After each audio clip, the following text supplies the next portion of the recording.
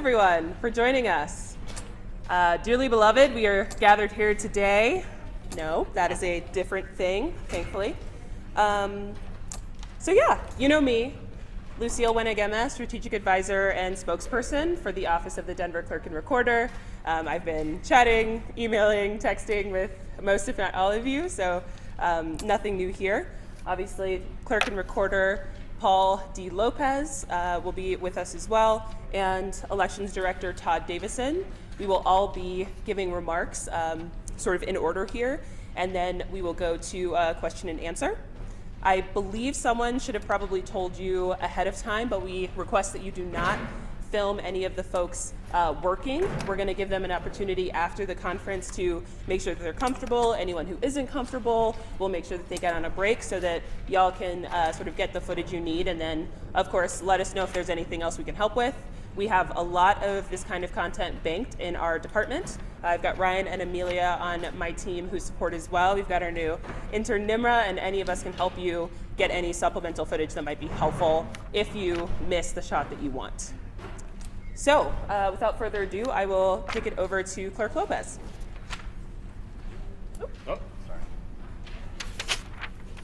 Thank you, everybody, and thank you, Lucille. I did want to introduce Lucille formally, Lucille Wenegema, as our strategic advisor, and also to reintroduce Todd Davidson, our director of elections, and Audrey Klein, who's back there, who's my deputy.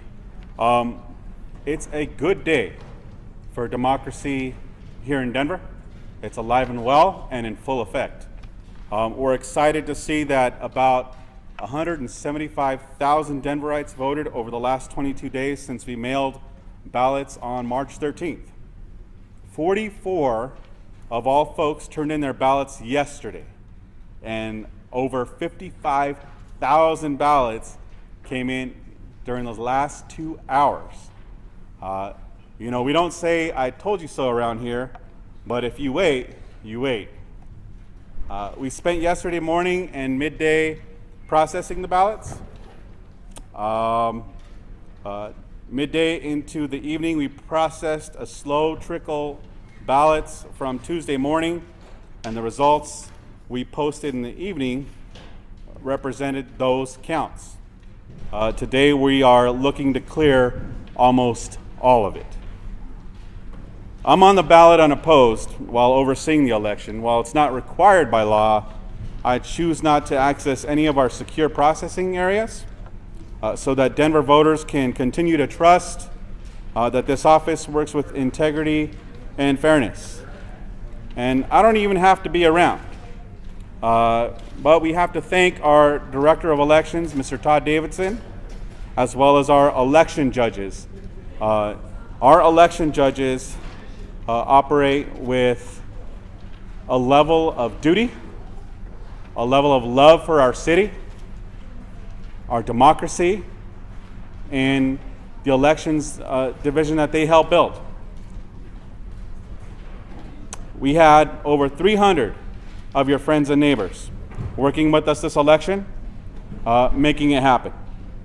We are so grateful that a lot of them are coming back for more as we roll out into the runoff. And for the record, we had barbecue last night for dinner. So I am going to pass the next part of this over to our Director, Todd Davidson, to give you some information and update on some of the ballot return numbers. Mr. Special Davidson. shout out to whoever just turned on the overhead Yes, light. thank you. That's the real MVP today. Thank you, Clerk. I just wanted to let you know that total ballots that we have received at this point is 175,034, which is about 38% turnout considering active voters. This is on par with 2011. It is over 2015 and under 2019. The number that I just gave you may fluctuate slightly depending on how those ballots verify in signature verification and how the cures come in up to 8 days after the election. The deadline for cured ballots is April 12th. We hope to have all unchallenged ballots counted By the end of the day today, if our current flow holds, what voters think as counting actually is a long process, as you can see, from beginning to end. Ballots are moving very smoothly, and we're delighted with our process improvements that we've made in the recent past. I'd also like to give a big thanks to the election staff. We couldn't do it without them. We're a small but mighty crew. And again, to repeat the clerk's gratitude towards our citizen judges. Thank you. Lucille? Playing a bit of musical chairs. So a little bit of housekeeping as well. We'll chat about the Fair Elections Fund. You might be hearing a lot from candidates who are thinking about the Fair Elections Fund too. Totally makes sense. So currently we are expecting to certify this election on April 20th. So barring any recounts, we will be doing the automatic disbursement of those last Fair Elections Fund payment to runoff candidates just after that. Recounts tend to be quite quick, on the order of days and not weeks. So even if that were to happen, usually the Fair Elections Fund payments will be just after that. That's what we're expecting. Now, ranked choice voting is another thing that's popped up in terms of conversation here. We are very aware of it as an office. We have thought through quite a bit of the homework here on what it might look like for Denver voters should they want to consider it more seriously. We've already chatted with council about that as well, given them some options of what that could look like. And the council has actually implemented one of our recommendations, which was moving up the election from May to April. So we're looking forward to continuing that conversation and seeing what that looks like for Denver voters. In general, we are prepared to do that. We have colleagues across the state in jurisdictions like Boulder, Broomfield, smaller folks across the state, and our colleagues are doing it. They are obviously giving us their learned experience as well, so hopefully we can correct some of the things that folks are seeing and implement some of their adaptations that they're working on too. And for us, it's a matter of making sure that we make it right for Denver voters, the folks that live here, and that we don't leave anyone behind while we're trying to get it done. And so what that looks like is we'll probably need to invest a bit in infrastructure and communications up front. It'll be a new style. Most of us here will know when we move to mail ballots, proactively mailing those to voters. That was a change as well that we had to forecast quite a bit, very similar to that. And so hopefully that upfront investment will lead to cost savings down the road. So we look forward to chatting more about that. I think that wraps our prepared remarks, and I will take questions. I will maybe point to folks who raise their hands, maybe a little school style. And I see the first one was in the back. More information. What percentage of voters actually voted? I'm sorry? What percentage of registered voters actually voted? Yes, so we're projecting 38% for 2023. And that's a little bit high, a little bit low. Is it Right in the middle. It's right in the middle in terms of the average of elections. Obviously, for us, we're looking back at the last three to compare to, and so we're right in the middle. do you anticipate a recount in any one of the like the mayoral election? Do you anticipate a recount in any?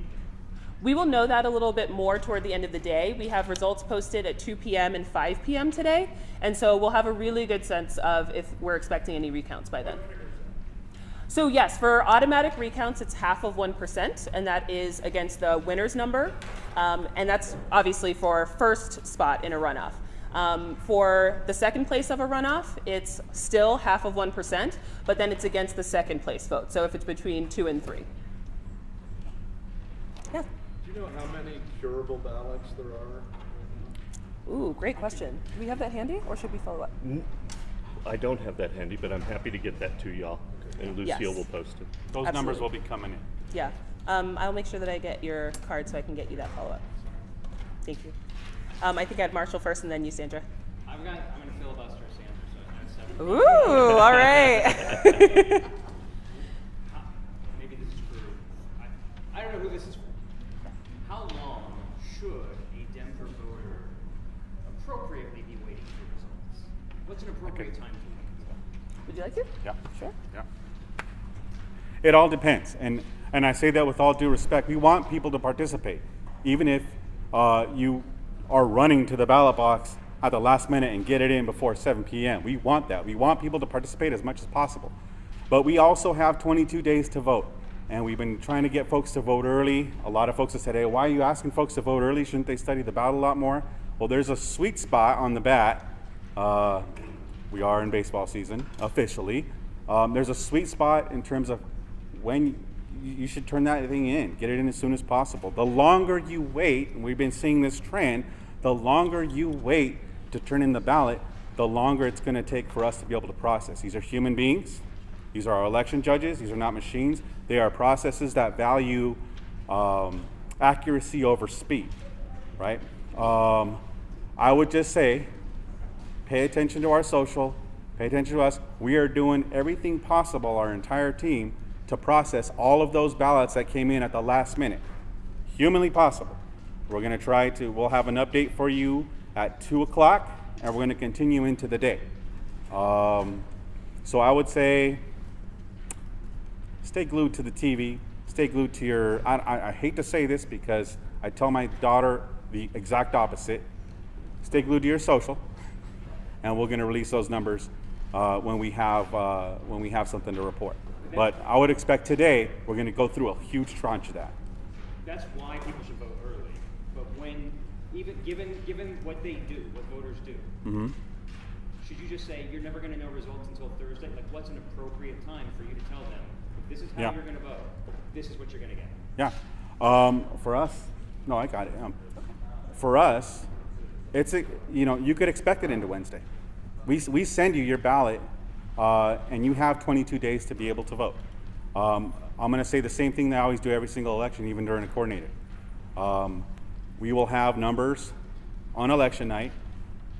We're going to do 90 minutes every time on election night, but you can expect there to be a Wednesday reporting and even Thursday reporting if those ballots come in later. And so what I'm saying today is we're going to burn through those as much as possible. We're going to count as fast as we humanly can. Remember, these are people that are doing the work, and we will have updates for you at the end of the day. Yes. A couple things. I'm wondering what the turnout was in 2019, percentage-wise. 2019 was about 44%. It was a very unusual municipal election. We had things on the ballot that drove a lot of people to that ballot. Could you explain how the Fair Elections Fund is going to work for the runoff, Do you want to do that? Yes. please? Thank you. So as part of the original initiative, the runoff is sort of planned for in the span of the election. For us as administrators, we think of it as 2 elections in 1. The Fair Elections Fund administration is similar to that. So any Fair Elections Fund candidate that is going to a runoff automatically gets 25% of all of the fund monies that have been dispersed to them already. So for example, if a mayoral candidate goes to the runoff, if they've maxed out the amount of money that they get from the funds, that would be $750,000, they would get 25% of that automatically in the runoff. Of course, we have to certify the election first so that we know exactly 100% who's going to that runoff, and then our office is going to hustle right after that to make sure that those folks get their checks and they can continue to engage voters. When do these people take office? Well, most of these folks are going to be getting sworn in July. I believe the July 17th. I just got that confirmed just now. And so there will be a swearing in. We'll all be able to see for sure who we've got in seats. Okay, thanks. I got Gabrielle, and then back to you, Marshall. Thank you for your comments on ranked choice voting, but I kind of want to hear from about it. Sure, sure. Yeah. Is that, wasn't you all be sort of exploring that would it be in July after the campaign? We've already explored ranked choice voting, and that's something that we did. I was able to convene a ballot modernization committee. This is something that we've been doing for the last 2 years, just to modernize the way we do elections. Denver's elections, in terms of laws and rules, have been catching up very slowly to state laws. And so what we did is fast track that. We looked at that. The original review of ranked choice voting was also part of a review of, do we have the most appropriate model as in terms of a solution to how we run our elections in a modern way. And part of that was because of the fact that we needed to have 45 days for our folks who are service members overseas and folks living abroad to be able to receive their ballot, mail ballot, vote the mail ballot, return it to us with the same kind of time frame that folks who are not abroad, folks who are here in Denver have, so as not to create an undue, the word I'm looking for, a burden on folks who are overseas. Folks who are serving our country, protecting our democracy in various ways should be able to have and are entitled to the same kind of time frame that folks here are. So in doing that, we looked at ranked choice as an opportunity and a model. We produced 2 bills. One was to move the election to April so that we have that 45-day window. The second was ranked choice voting. So that bill was produced. We testified in front of City Council. It is something that I believe we can run with the same level of excellence that we do with all of our other elections. We are a national model, and we would run that model with the same level of excellence. It's up to the City Council to be able to put that on the ballot, or the citizens of this city to create an initiated ordinance for voters to consider. It is a charter change, so that's what it would take. We do, and we have written that and handed that over for folks, including the City Council, to review. But I guess that's kind of my question. Yeah. Given the fact that we have new leadership and Yeah. 2 people on council, are you confident that We're looking forward to having those conversations with the new administration, with new council members, with current council members, as we move forward. Marshall was next, and then I've got you, and then you. So I think this may be for Todd, and it's kind of 2 questions because one follows up on Gabrielle's. Go for that. Ranked choice voting. Let's say you're having it now. Do we have the same results we have now? Are we done? Are we waiting 5 more days? Like, what would that be? If you're going to pitch the idea, what are the results? How long do we wait for results in ranked choice voting? Well, like any other election, it would depend on ballot length and number of cards. For example, if we had ranked choice voting in a statewide primary, it would probably take us a little longer, but it wouldn't be longer than the same number of candidates in a plurality election. The only thing that we await with ranked choice voting is to be able to produce a risk limiting audit, for contests with multiple winners. We can still perform Colorado's traditional risk limiting audit on ranked choice voting, just not a contest like council member at large. Okay. When it comes to what we have now, for instance, Clerk Lopez has no opponent, but if somebody wrote in a name, is that slowing down the process? Do you have to look at everything someone does, even if it wouldn't matter in his race? We have to look at every single write-in manually. The machine doesn't know how to read those, obviously. It kicks it to a bipartisan team of judges to adjudicate that ballot and that voter's decision. Those decisions are made in line with the Colorado Secretary of State's voter intent guide. Every county across the state uses the same voter intent guide. How long does that delay that vote from being counted? Probably 20 seconds per vote, which, there's a write-in line on every contest of this ballot. So if someone wrote in something on every line, that's a minute, maybe a minute and a half to adjudicate that ballot. Do you know how many write-ins people have, how many ballots have written write-ins? I don't have an exact number. We will after tabulation, but I can tell you it's a lot. I've got you. Can I just, I wanted to review the last second ballots, within the last 24 hours. You said over 55,000 came in the last 2 hours order. Was that just over the last 24 hours? 55,000 in the last 2. Last 2 hours, between 5 to 7 p.m., and then we received those from all the locations, usually between 7 and 8 p.m., and then we're able to get started on them. And then was there a figure about something in the 40% of the ballots over the last day? So that was 44% of all the ballots we got on Tuesday. So 22 days total, 44% of all of those came on election day, and then 31% of all of the ballots that we got came in the last 2 hours. Was that unexpected, and does that cause a burden for your staff? Like, does this extend the count? Sure. you know, it's not anything we haven't seen before and we can handle. It just takes a little bit of time. And Marshall, here's something that I thought about since you asked me this. Think about, I could say this, right? This is badass elections division's problems, right? This is what happens when you're a national leader, is we don't have to worry about waiting in line in Denver and waiting blocks. We don't have to worry about having to race home to our precinct to go cast a vote. We have 11 vote centers. We increased the number of drop boxes to 43. We make it absolutely convenient. And that convenience is traded off and matched with security, because they're paper ballots, because we have bipartisan teams, because of our score system that does not allow you to vote twice, and updates on the daily so we know what's going on the hour, who's voting.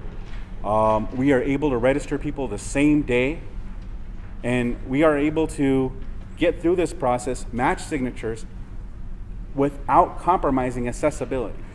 If all we have to wait is a couple days for results, trading off with what other counties around this country and this nation have to deal with, being barred and making it harder for them to vote, then I say that's a win in my book. And we've got you. Yeah, I think one of the things that confounds voters is every race will have a majority winner except for council at large. Yes. And those look like they could have two people appointed to council with less than 20% of the vote. Is there anything in mind that would address that, that seems to be an issue for people to be putting people with such a low vote total on? Would ranked choice voting address that? Or Great question, Owen. As a former councilman, I know this has been discussed ad nauseum over my years on the Denver City Council. That would have to be a decision of the Denver City Council to move to the voters for there to be any kind of change, right? What sorts of change, are there sorts of changes that are in mind? I don't know. That would be a question for the City Council. And would ranked choice voting address that? Would that help? Or? There are a lot of different possibilities. A lot of it, if it seems like I'm not answering the question just out of respect for the legislative branch. We run elections. We do everything on behalf of the people to make sure that our elections are fair, transparent, accessible. The legislative branch is going to have to contemplate whether it wants to see changes on its own body, put those in front of voters, and voters are going to have to make that decision by charter rule, or even the style and how we do elections. Now, it could happen on the legislative branch, or it can happen by the people through an initiated ordinance. Right? Any one of those changes, if that answers your question, Owen. Yes. I'd just like to ask a math question, because that 18% say that Representative Gonzalez Gutierrez gets is for 29,000 votes divided by 163, but everybody gets to vote twice. So it seems to me that you should be using that sort of percentage of, but that's just me. He's the math major in our office. If you're looking at the results for at-large, I would encourage you to scroll down and take a peek at the undervote section. The undervote section on at-large is huge because many, many Denver voters chose to vote for a single at-large candidate. So, But still, many voters voted for two. They're included in that 160,000 number. You don't have all those numbers. It's just, yeah. it's a little. I agree it's a little cloudy, but Percentages in these at-large races are misleading. And I'm sorry, your question. Well, my question would be, why wouldn't we divide it by, the number of people voting for two candidates? We can only do what our charter allows us to do. yeah. Marshall? Steve Stager would like me to ask a follow-up question. Where was the barbecue from? Oh, I can speak Famous to it. Dave's, right? It was Famous Dave's. It was delicious. We had We're not leftovers. sponsored, but Yeah. it's more than once. Yeah. Can I address that? I had No stains on my white shirt that whole time. Look, in my 4 years in this role, I've gotten to know so many of our election judges and staff. I've seen them. We've been through some of those most difficult circumstances that I've ever had to deal with or dream of as a clerk and recorder.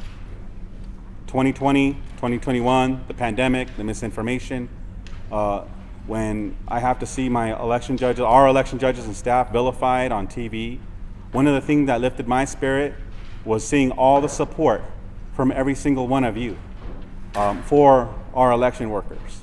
They are doing this because they believe in the democracy. The least that we can do is provide them dinner and a break like every other worker in this city. And we're going to be able to count on that.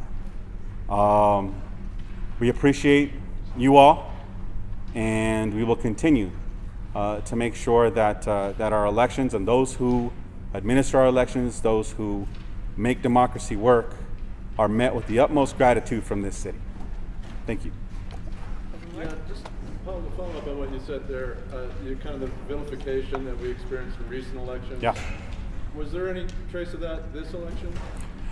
I mean, you always have folks who are going to have sour grapes, they're always going to point fingers. But it's hard to point fingers at our folks. Our folks have been here doing this work since I was probably in middle school, and I'm really grateful for that. Any other questions?